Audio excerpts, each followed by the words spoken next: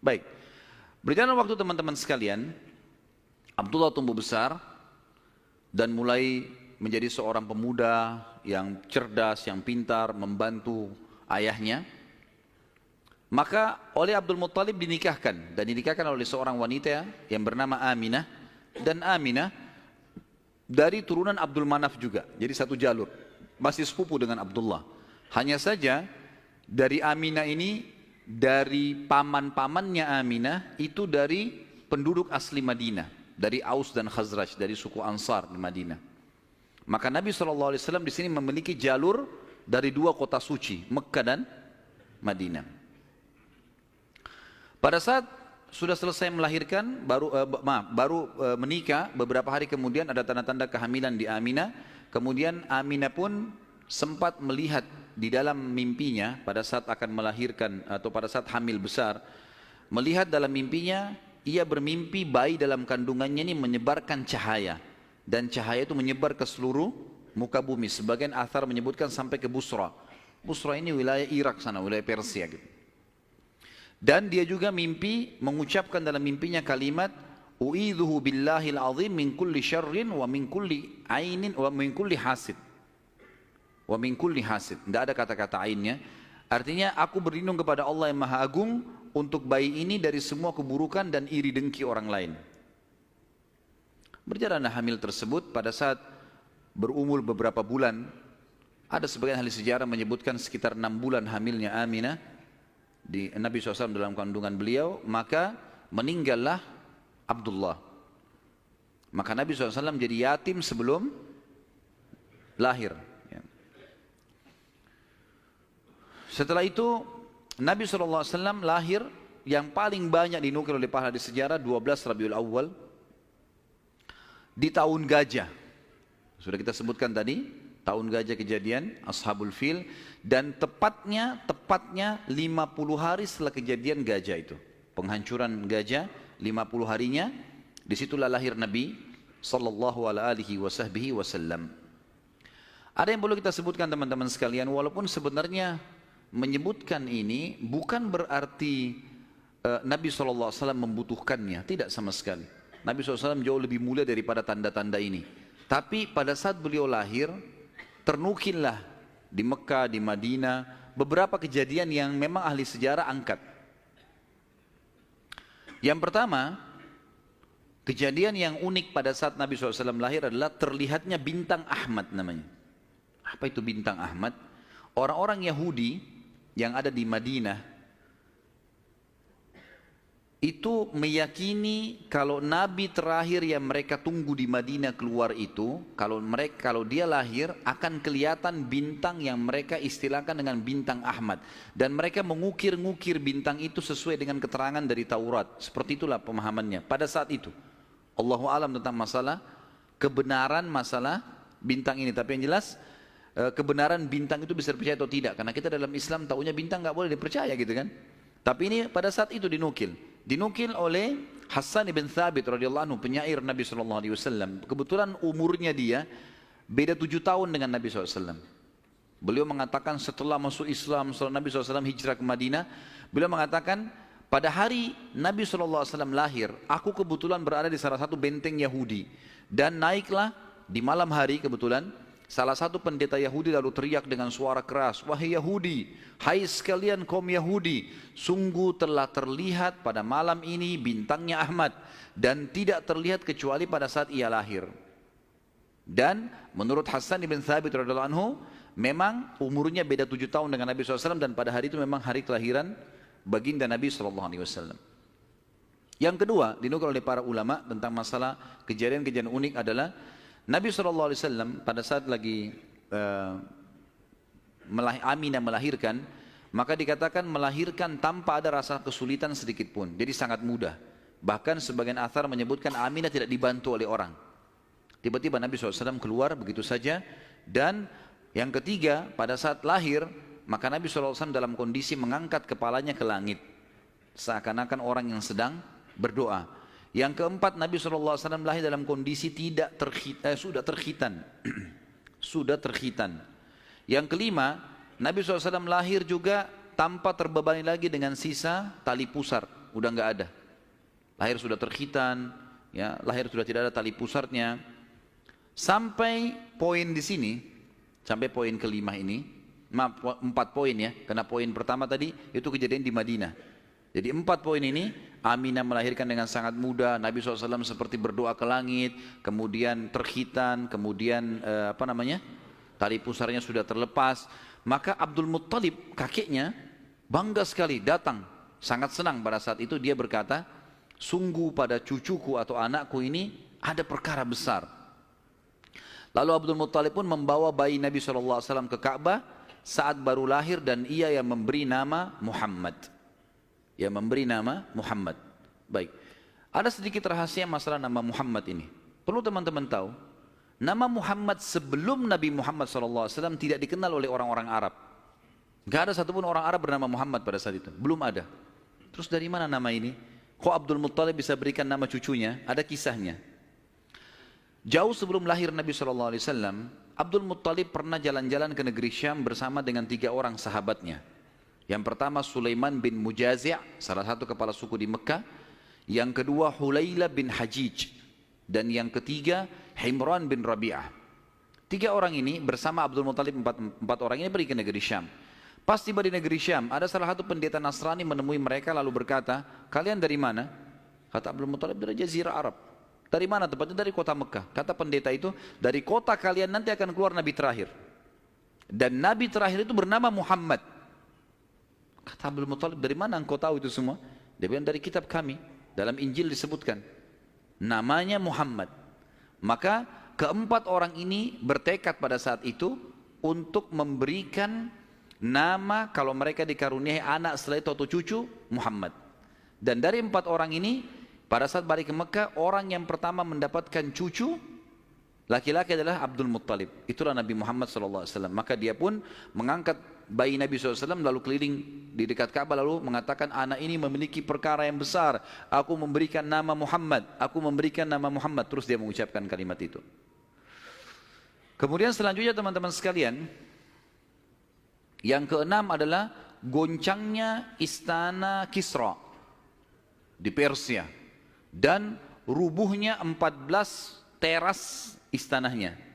Jadi ada teras-terasnya istana itu rubuh semua tanpa sebab, rusak semuanya. Pada saat melihat kejadian tersebut, Kisra sempat khawatir, lalu dia bertanya kepada para peramal-peramalnya lah, dukun-dukunnya segala. Maka mereka pun menjawab, goncangnya istana disebabkan karena hari ini lahir seseorang nabi, dan runtuhnya 14 teras ini menandakan terdapat 14 raja Persia, tinggal 14 orang saja. Selebihnya sudah runtuh kerajaan ini. Maka sempat Kisra bilang, 14 raja masih lama. Kalau satu raja punya 1100 tahun umurnya, berarti 1400 tahun.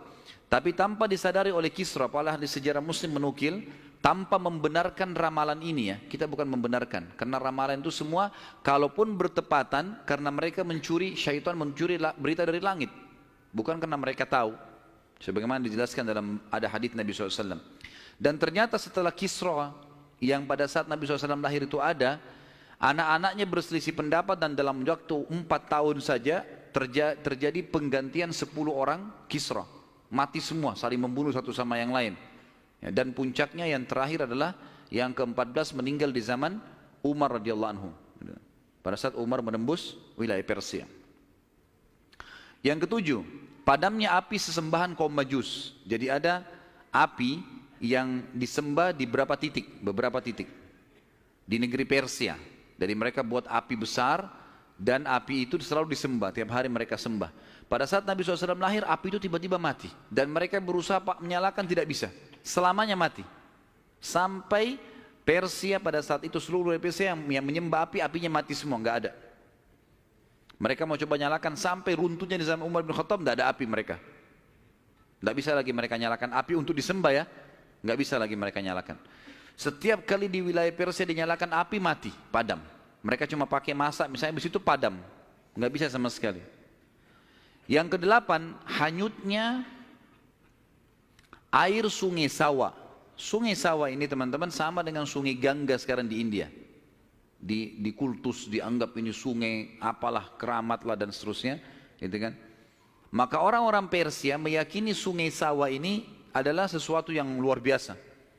Kalau ada yang mati, mereka bakar, lalu mereka lempar debunya di situ, airnya diambil, dianggap suci, apalah segala macam.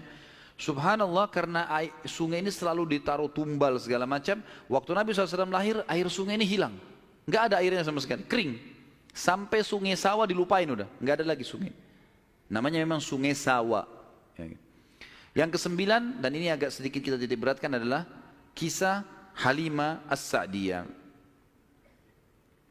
Tradisi orang Arab dulu teman-teman sekalian, terutama orang-orang Quraisy, setiap bayi lahir selalu dititipkan untuk disusui dan dibesarkan selama 2 tahun di luar kota Mekah, tepatnya di padang pasir.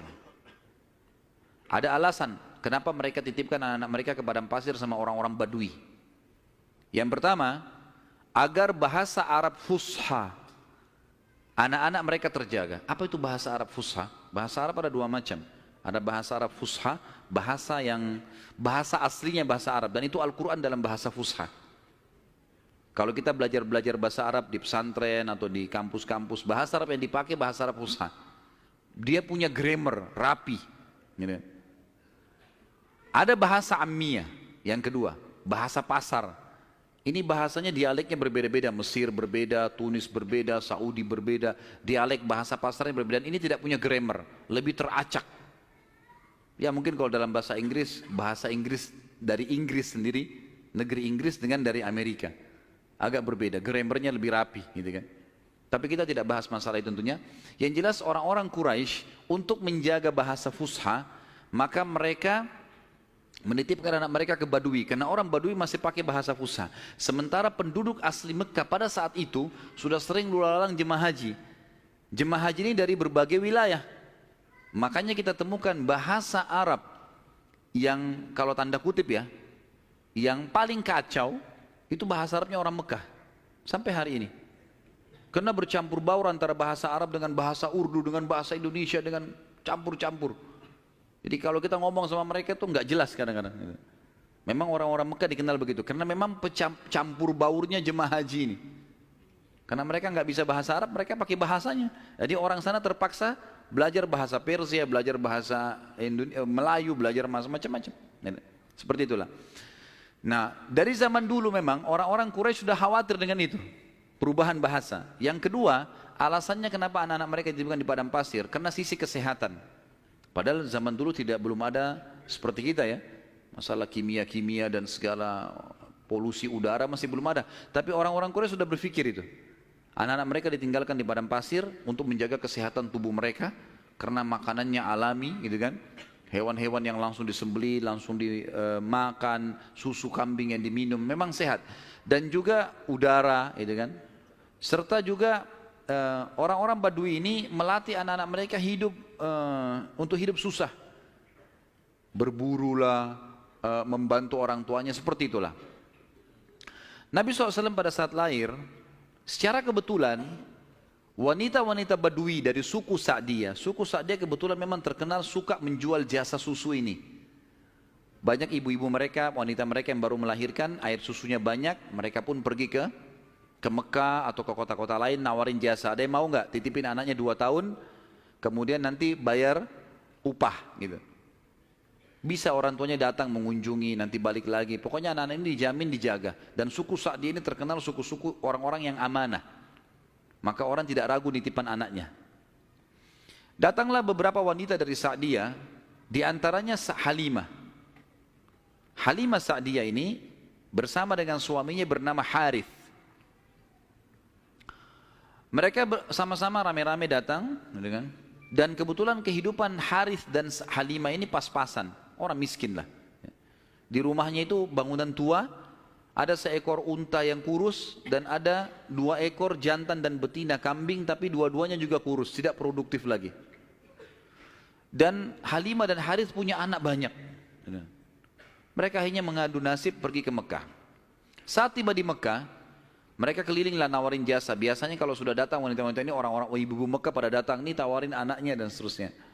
Mereka keliling-keliling, semuanya menawarkan diri kepada orang-orang kaya, karena akan dibayar. Dan pada saat mereka melewati Nabi SAW, mereka menolak. Karena pada saat itu, mereka tahunya Nabi SAW tidak memiliki ayah. Abdullah meninggal waktu umur 6 bulan. Siapa yang mau tanggung nih? Abdul Muttalib waktu itu betul Raja Mekah. Tapi Abdul Muttalib ini sibuk membiayai jemaah haji. Ya, dan memang tidak bisa. Intinya orang-orang perempuan-perempuan saat dia tidak mau menerima Nabi SAW. Semua bawa anak, mau pulang ke kampungnya, tinggal Halimah yang tidak dapat. Lalu suaminya bilang, si Harith, hai Halimah, coba seandainya kamu ambil anak yatim itu, siapa tahu baik buat kita. Maka Halimah pun mengatakan, baiklah, daripada kita pulang dengan tangan kosong, lebih baik kita ambil. Subhanallah, begitu Halimah pegang Nabi SAW, di situ terjadi keberkahan. Waktu datang ke Mekah, Halimah menunggangi keledai, keledainya kurus sekali dan selalu lambat di belakang. Sampai teman-temannya Halimah kayak ngolok-ngolok, hai Halimah cepatlah, keledaimu melambatkan kami. Dan keledai-keledai yang lain bisa 2 orang naikin, keledai Halimah nggak bisa. Jadi Harith selalu megang saja talinya gitu. Waktu dia mengambil Nabi SAW, kejadian aneh yang pertama, yang unik, bukan aneh tapi unik ya. Pada saat itu adalah keledainya Halimah tiba-tiba jadi kuat. Dan pada saat Halimah naik, karena tidak bisa dikontrol, maka Harith pun naik di atasnya, di keledai ini, dan larinya kencang sekali, ninggalin teman-temannya. Sampai teman-temannya Halimah bilang, hai Halimah, itu keledai tadi yang kamu pakai ke Mekah. Dia bilang, iya, tapi kita nggak bisa kontrol, ini lari kencang sekali keledainya. Lalu kemudian pada saat tiba di sana, Halimah memiliki tadi saya bilang seekor unta betina yang lemah. Tiba-tiba saja waktu tiba di rumah dilihat untanya gemuk. Ini baru 2-3 hari ditinggalkan. Nggak ada yang urus. Gemuk sekali untanya. Dan tiba-tiba saja unta betina itu punya kantong susu yang penuh. Sehingga Halimah sama Harith memerahnya dan setiap habis diperah penuh lagi. Biasanya unta butuh makan, minum dulu baru penuh. Ini enggak. Setiap habis diperah penuh lagi. Dia minum dengan anaknya, dengan istrinya si Harith ini dengan Halimah minum, kemudian anak-anaknya, dan bahkan sempat dibagi-bagi ke teman-temannya, tetangganya, karena penuhnya. Setiap diperah, kasih lagi, penuh lagi, begitu terus. Ya. Kemudian 2 kambing, jantan dan betina yang kurus juga tadi, tiba-tiba gemuk dan tiba-tiba betinanya hamil dan punya anak, dan akhirnya menjadi banyak. Karena banyak, oleh Halimah dan Harith dijuallah beberapa ekor domba ini, dapat duit, dibeli unta jantan. Lalu diternak lagi unta jantan ini sama yang betina. Tiba-tiba saja punyanya Halimah ini, domba dan unta ini menjadi banyak sekali. Dan Halimah serta Harith menjadi orang paling kaya di saat dia. Sampai akhirnya Halimah tidak butuh lagi untuk mengambil anak-anak yang disusui. Berkah luar biasa. Sampai terkenal di suku Sa'diyah pada saat itu, mereka berkata, dimanapun Halimah dan Harith gembalakan dombanya atau untanya, ikutkan, karena pasti gemuk. Dan memang betul, kalau ikut digabungkan berdekatan dengan gembalanya mereka, jadi hebat, jadi bagus, jadi subur, jadi begitu luar biasa berkahnya. Halimah berkata, dinukil dalam buku-buku sejarah tentunya, Muhammad telah tumbuh tidak alami, bukan seperti anak-anak sebayahnya. Pada saat dia umur 2 tahun, perilakunya dan pemahamannya sudah seperti anak 6 tahun.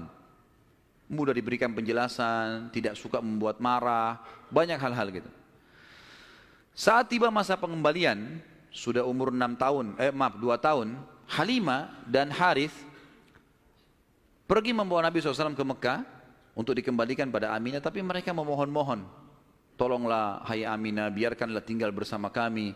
Anak ini kami akan jaga, lihat sehat Muhammad, gak ada masalah. Karena mereka lihat berkahnya. Dan kami tidak butuh bayaran, gak usah bayar. Muhammad ini waktu datang luar biasa, kejadiannya begini, segala macam. Baiklah, kata Aminah silahkan. Dibawa, tentu Aminah ini bolak-balik ya, ngelihat anaknya, balik lagi, tapi tinggal di sana. Sampai akhirnya Nabi SAW tinggal di suku Sa'diyah sampai umur 6 tahun.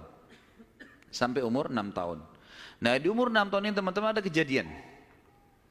Waktu Halimah lagi masak, tiba-tiba saja dari kejauhan anaknya lari. Jadi ada anak Halimah laki-laki dan perempuan yang kurang lebih sebaya dengan Nabi SAW. Ada yang lainnya tentu sudah besar-besar. Nah si laki-laki ini yang lebih tua dari Nabi SAW lari-lari mengatakan, wahai ibu, saudaraku dari Quraisy telah dikeroyokin oleh 2 orang. Lihatlah. Maka Halimah ketakutan.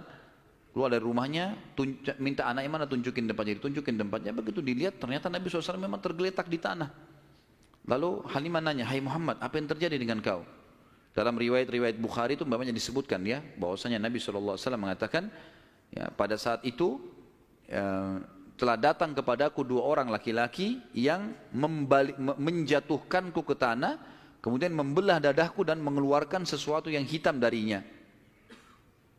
Lalu kemudian menutupnya kembali. Nabi SAW dengan polos jawabnya gitu.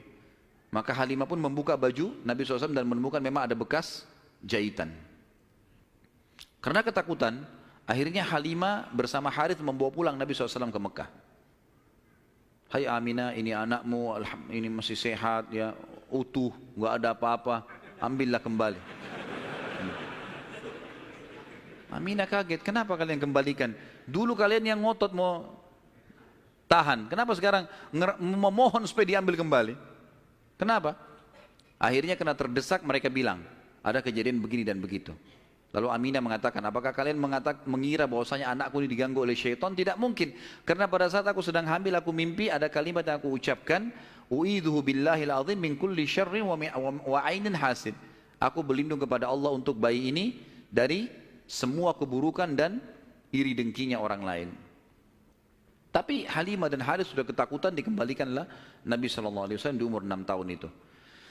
Di umur 6 tahun ini dia kembali ke pangkuan, Nabi SAW kembali ke pangkuan ibunya Aminah, tepatnya beberapa bulan setelah kembali, Aminah mengajak Nabi SAW mengunjungi paman-pamannya Aminah di Madinah. Ya, Nabi SAW umur 6 tahun sudah ke Madinah, gitu kan. Tinggal beberapa hari pada saat pulang menuju ke Mekah, tepatnya di wilayah namanya Rabwah. Rabwah sekarang masih ada wilayah itu tentunya. Mungkin kalau tidak salah sekitar 80 sampai 100 km lah dari kota Mekah. Kalau saya tidak salah tentunya. Ya. Itu Aminah sakit keras dan meninggal di tempat itu dan dikubur di situ. Lalu Nabi SAW dibawa pulang ke Mekah oleh pembantunya Aminah dan diserahkan kepada kakeknya Abdul Muttalib. Dan Abdul Muttalib ini memelihara Nabi SAW dari umur 6 tahun sampai 8 tahun, 2 tahun. Di sini Nabi SAW belajar banyak sekali dari Abdul Muttalib, belajar kepemimpinan. Karena Abdul Muttalib ini pemimpin pada saat itu. Nabi SAW selalu di mana kakeknya, di situ dia. Terutama di majlis di Darun Nadwah. Setiap kali duduk, selalu dilihat bagaimana dipecahin masalah. Dan Abdul Muttalib ini memiliki sebuah tempat duduk yang tidak boleh ada orang duduk situ, termasuk anak-anaknya. Paman-paman Nabi SAW semua tidak boleh duduk. Tapi Nabi SAW setiap hari kalau datang lebih dulu dari kakeknya, dia duduk di kursi situ. Umur 8 tahun.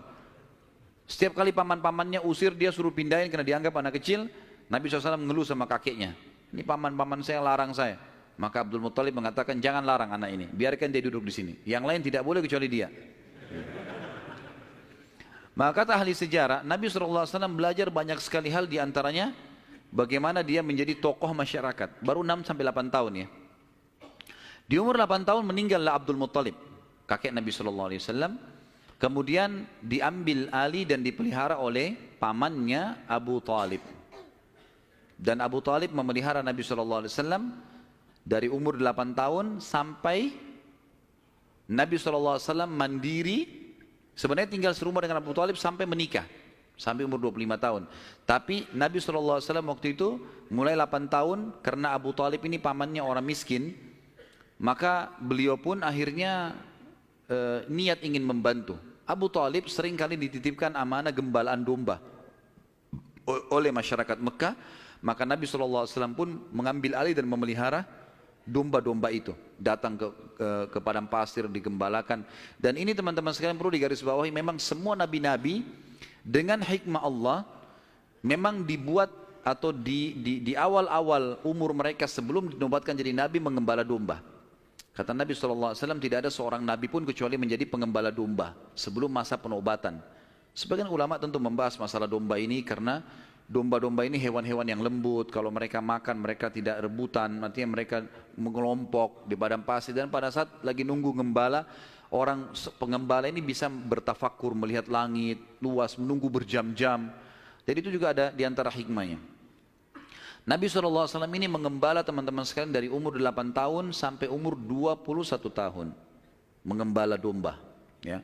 Ini umur di mana Nabi SAW pada saat itu mengembala atau menjaga gembalaan ini. Tentu di atas umur 21 tahun, baginda Nabi SAW sudah mulai terjun ke bisnis. Sudah mulai terjun ke bisnis, meninggalkan gembala domba, kemudian mulai berusaha. Di antara yang dilakukan oleh Nabi SAW adalah membeli beberapa produk di pasar Ukaz, pasar khasnya orang Mekah. Ya. Kalau yang saya pernah kumpulkan informasi, kalau tidak salah memang lokasinya di pasar Seng dulu itu. Tapi sekarang pasar Seng juga sudah dihancurin ya. Dan teman-teman yang belum pernah ke sana belum tahu, tapi yang sudah berangkat dulu tahu. Di situ sudah terkenal pasar dari dulu, tapi sekarang sudah diratakan jadi jalanan dan bangunan. Nabi SAW mulai di umur 21 tahun berdagang, dan di hari pertama beliau berdagang, beliau mengambil barang-barang kemudian beliau menjualnya. Ada satu orang yang datang membeli dagangan Nabi SAW, membeli dagangan Nabi SAW. Orang ini dari luar Mekah. Dia datang, ini umur Nabi sudah 21 tahun ya, sudah tinggalin gembalaan, sekarang mulai masuk bisnis. Pada saat Nabi SAW transaksi sama orang ini mengatakan, ini saya bayar cash, hai Muhammad, saya titipin barangnya. Setelah tawaf, saya akan ambil. Orang ini umroh, gitu kan. Tentu dengan cara umroh pada saat itu ya, mereka sambil menyembah berhala dan seterusnya. Ini syariat Nabi Ibrahim yang masih tertinggal. Ternyata orang ini setelah selesai umroh, dia pulang ke kampungnya, dia lupa kalau dia sudah transaksi dengan seorang masyarakat Mekah bernama Muhammad ini sallallahu alaihi wasallam. Maka orang ini pulang ke kampungnya, 3 hari kemudian baru diingat sama dia. Dia ingat dia transaksi. Kalau tidak salah bahkan kampungnya orang ini 3 hari dari Mekah. Jadi 3 hari pergi, dia setelah 3 hari perjalanan tiba di kampungnya, 3 hari kemudian baru ingat, sudah 6 hari. 3 hari lagi kembali ke Mekah, 9 hari. Begitu tiba di Mekah, dia buru-buru ke pasar Ukaz, dia kaget melihat Nabi SAW dalam kondisi yang sama. Menjaga barangnya, tidak bergerak di situ terus. Waktu itu belum ada penyumbatan jadi Nabi ya, belum ada syariat, belum ada apa-apa. Lalu orang itu bertanya, hai Muhammad, apakah kau menunggu dari pertama saya terhadap kamu di barang ini? Dia bilang iya, karena anda mengatakan suruh tunggu. Gara-gara itu keluar julukan Muhammad Al-Amin, orang yang paling bisa terpercaya. Ternyata subhanallah, kejadian ini membuat satu Mekah tersebar, bahkan banyak di wilayah-wilayah sekitar Jazirah terkenal, ada orang di Mekah yang bisa dipercaya namanya Muhammad. Akhirnya orang-orang Mekah pada datang mengamanahkan titipan-titipannya. Dan semenjak itu Nabi SAW menjadi pedagang yang sangat sukses.